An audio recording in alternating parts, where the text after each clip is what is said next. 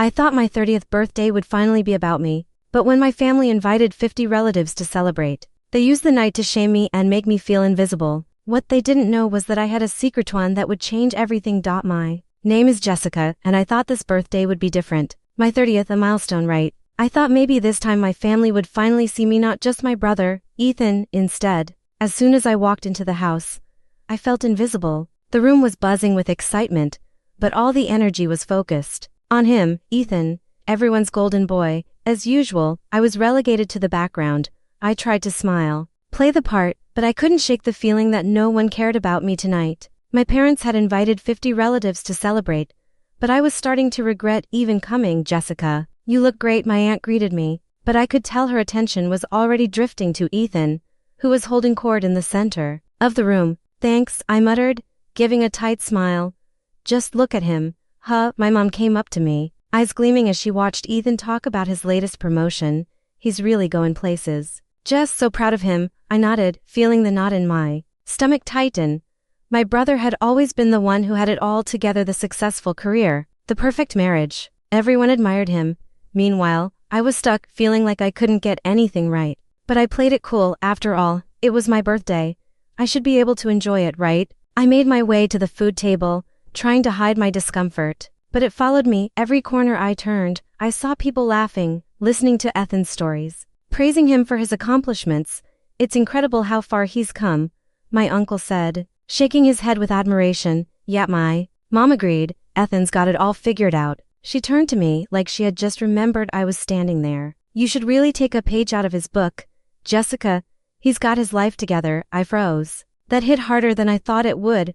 Her words weren't even meant to be cruel, but it felt like a slap in the face. It wasn't the first time she'd said something like that, but today, of all days, I couldn't pretend it didn't hurt. My cheeks burned, and I felt my stomach drop. I tried to play it off too, laugh it off, but I could feel the weight of my mom's judgment pressing down on me, and the walls around me seemed to close in. Everyone was watching Ethan. Everyone was talking about him, and I was invisible. Just a girl in the corner, trying not to make a scene. You should really consider a career change, Jess, my aunt piped up, unaware of how much her words were cutting me. It's time to settle down. Get serious about your future. I could feel my jaw tightening, my hands gripping my glass of wine. I didn't want to cry, not here, not in front of everyone, but I couldn't stop the tears from welling in my eyes. I was sick of feeling like I was always second best, like nothing I did could ever measure up to Ethan. I was exhausted. The night was supposed to be about me, my birthday. I was supposed to feel celebrated, but instead, I felt small, smaller than I'd ever felt in my life. And it wasn't just my mom's comment, or my aunt's suggestion. It was the years of comparisons, the constant reminder that I wasn't enough. Not like Ethan. I took a deep breath, swallowing the lump in my throat. I couldn't stand it anymore. I had to do something. I had to stop hiding. As my mom began another story about Ethan's latest accomplishments, I knew what I had to do. I had to stop living for them. I had to stop letting them define me. Tonight, I was done with being the background character in my own life. Mom, I said, trying to keep my voice steady, I'm not going to be Ethan. I'm not going to live up to whatever you think I should be. I'm me, and I'm done pretending to be okay with being overlooked. There was a long silence. The chatter around me faded as everyone turned to look. I didn't care anymore. I wasn't going to shrink back. I've had enough of living in his shadow. I continued, my voice shaking but strong. I've had enough of waiting for your approval. I'm not going to keep trying to be what you want me to be. I have my own dreams, my own plans. The room felt like it was closing in, but this time, I stood my ground. I wasn't going to let my family's expectations define me anymore. After the party, the anger inside me didn't go away. It festered, burning every time I thought about what happened. I couldn't stop replaying the conversation in my head, my mom's words echoing like a constant reminder of how little I mattered. I'd always been the quiet one, the one who kept my feelings to myself, who never rocked the boat. But that night, something inside me snapped. I should have known better than to expect anything different from my family. They'd always compared me to Ethan, always praised him for his success while I was left trying to figure out my life. But now, I couldn't take it anymore. Every time I tried to share my dreams, my goals, I was met with their judgment, their disinterest. It wasn't enough to be who I was. I had to be more like him. I couldn't breathe. The weight of the expectations, the constant comparisons, it was crushing me. It was like I was invisible, just a shadow in my own family, and it hurt. more than I could put into words. I picked up my phone, staring at the screen, my finger hovering over the contact list. I thought about calling my mom, but what was the point? She'd just tell me to try harder or be more like Ethan. The truth was, she didn't see me. She never had. Maybe I should just leave. I muttered to myself. It wasn't like my family would even notice I was gone. They barely noticed me when I was right in front of them. I could hear my dad's voice in my head. You're just like your mother. And I hated it. I hated that I had spent my entire life trying to live up to an image I could never reach. I hated that I had to hide my true self just to keep the peace. I slammed my phone down on the counter. I couldn't do this anymore. I couldn't keep living for them, waiting for their approval, pretending I was okay when I wasn't. My life was passing me by, and I was stuck in the same place.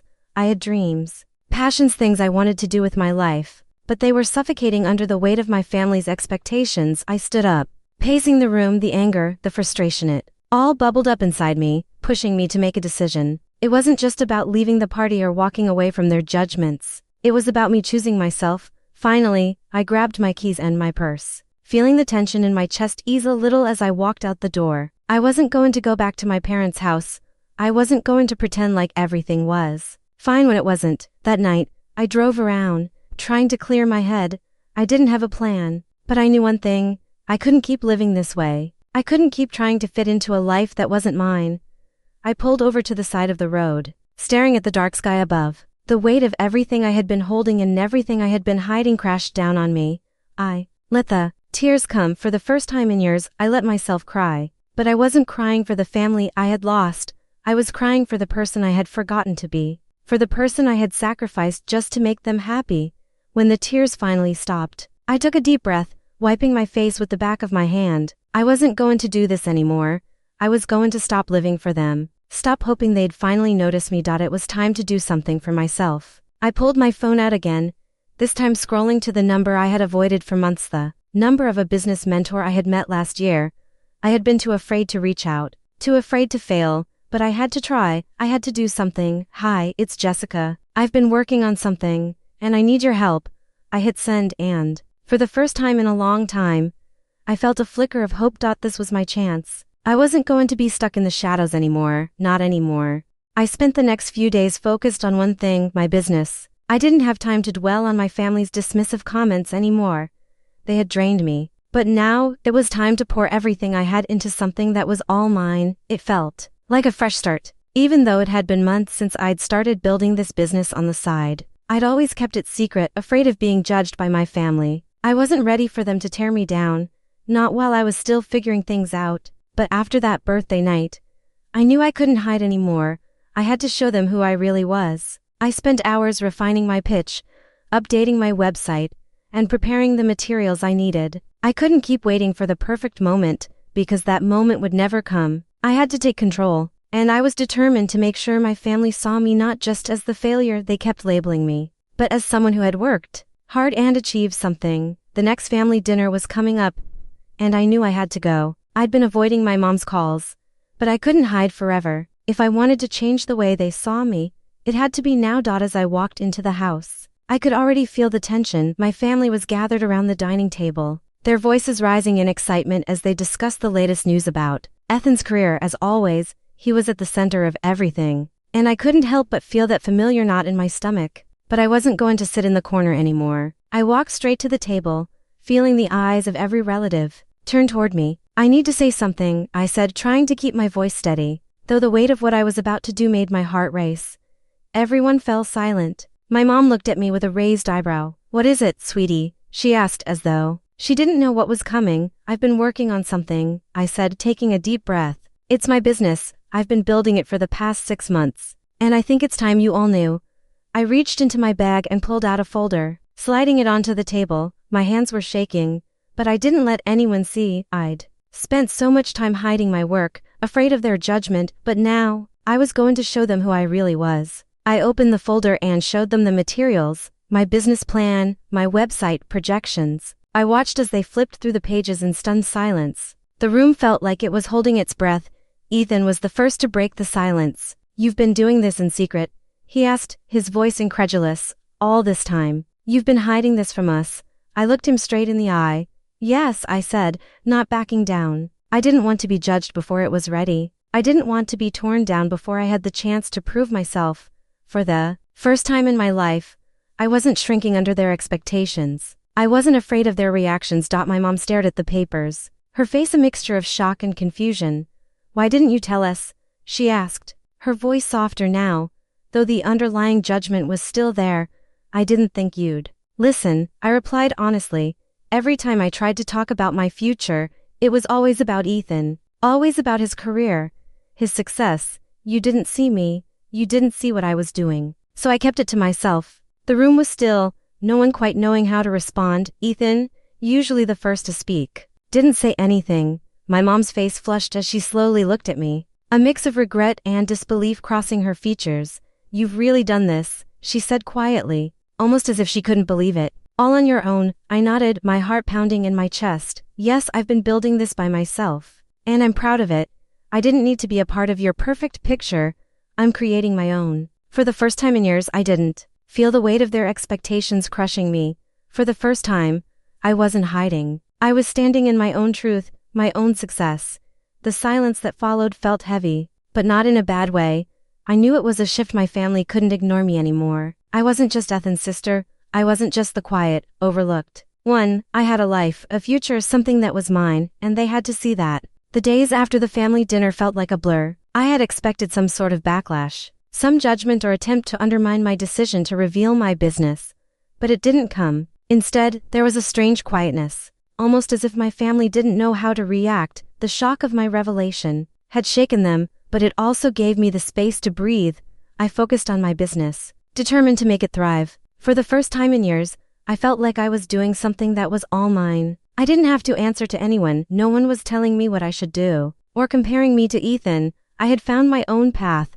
A week later, my phone rang. It was my mom. I hesitated before answering, still unsure of what to expect. "Hello, Jessica." Her voice trailed off, and I could tell she was trying to find the right words. "I've been thinking about what happened, about everything you said, and I realize I've been hard on you." I waited, not sure if I should say anything. I wasn't sure I wanted an apology, but at the same time, I couldn't deny the relief that washed over me.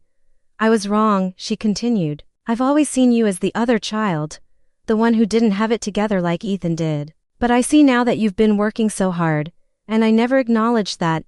I'm proud of you. Jessica, I'm really proud of you." I didn't know what to say. For years, I had wanted to hear those words from her, but now that I had finally taken control of my life, I realized I didn't need them to feel validated. I had already validated myself. "Thanks, Mom," I said, my voice calm. "But I'm not doing this for you. I'm doing it for me. I'm proud of myself." We stayed on the phone for a while longer, and by the time we hung up, I felt a sense of peace I hadn't felt in years. I knew things wouldn't be perfect with my family, but they were starting to see me. They were starting to see the person I had become, not the quiet, unnoticed daughter, but someone who had fought for her future. A few days later, I ran into Ethan. I had avoided him after the dinner, unsure of how he would react. But seeing him standing there, looking uncertain, made me realize that we had both changed. I wasn't the person who needed his approval anymore. "Hey," he said, looking awkward. "I've been thinking about what you said, about how I've always been the one in the spotlight. I guess I didn't really see how that affected you." I raised an eyebrow, surprised by the sincerity in his voice. "It's fine," I replied, though part of me wanted to say more. "It wasn't about you, it was about me. About finding my own way." He nodded slowly. "I get that. You've really done something, Jess. I'm proud of you." The words didn't feel like a burden anymore. They didn't carry the weight of years of expectations or comparisons. They felt genuine. And I realized that this moment, this conversation, wasn't about Ethan or me. It was about us both taking a step forward, no longer bound by the past. For the first time, I felt like I had control over my own life. I had stepped out of the shadow, and I was ready to shine. I wasn't just Ethan's sister anymore. I was me, and that was enough. As the days went on, I focused on building my business. I felt stronger than I ever had before. The journey wasn't easy, and I knew there would still be challenges, but I was no longer afraid. I had taken the first step, and everything else would fall into place. For the first time in years, I felt free. I was no longer living for anyone else's approval. I was living for me. And that was the most empowering feeling in the world.